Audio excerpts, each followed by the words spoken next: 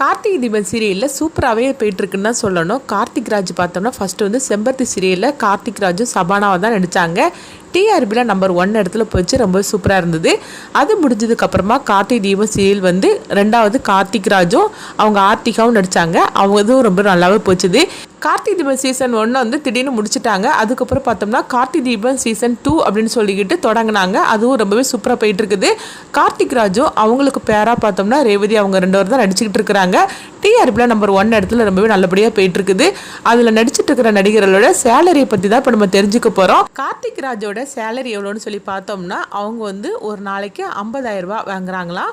அதுக்கப்புறம் பார்த்தோம்னா அவங்களுக்கு ஜோடியாக நடிச்சிட்டு இருக்கிற கார்த்திக் ராஜுக்கு ஜோடியாக நடிச்சிட்டு இருக்கிற ரேவதியோட சேலரி எவ்வளோன்னு பார்த்தோம்னா அவங்களுடைய சேலரி வந்து 20,000 ரூபாய் வாங்கிட்டு இருக்காங்களாம்.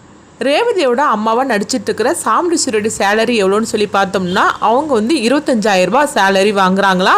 மாயாவோட சேலரி எவ்வளோன்னு சொல்லி பார்த்தோம்னா அவங்க வந்து 12,000 ரூபாய் அவங்க வாங்குறாங்களா. கார்த்திக் ராஜோட அம்மாவாக நடிச்சிட்டு இருக்கிற அபிராமியோட சேலரி எவ்வளோன்னு சொல்லி பார்த்தோம்னா அவங்க வந்து 15,000 ரூபாய் வாங்குறாங்களா.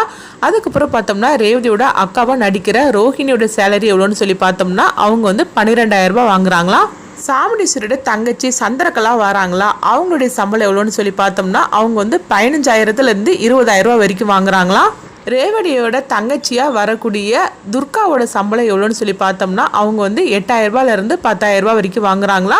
ரேவதியோட இன்னொரு தங்கச்சியாக வரக்கூடிய சுவாதியோட சம்பளம் எவ்வளோன்னு சொல்லி பார்த்தோம்னா அவங்க வந்து 8,000 ரூபாய் வாங்குறாங்களா. கார்த்திக் ராஜோட பாட்டியை வரக்கூடிய பரமேஸ்வரி அவங்களுடைய சம்பளம் எவ்வளோன்னு சொல்லி பார்த்தோம்னா 25,000லேருந்து 30,000 ரூபாய் வரைக்கும் வாங்குறாங்களா.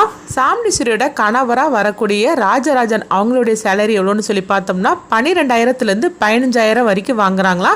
அதுக்கு பிறகு சாமுண்டீஸ்வரியோட பெரிய மருமகனாக வரக்கூடிய மயில்வாகனம் வந்து அவங்களும் 12,000லேருந்து 15,000 வரைக்கும் வாங்குறாங்களா. அதுக்கு பிறகு பார்த்தோம்னா மையஸாக வரக்கூடிய அந்த கேரக்டர் வந்து 15,000 வரைக்கும் அவங்க சம்பளம் வாங்குறாங்களா.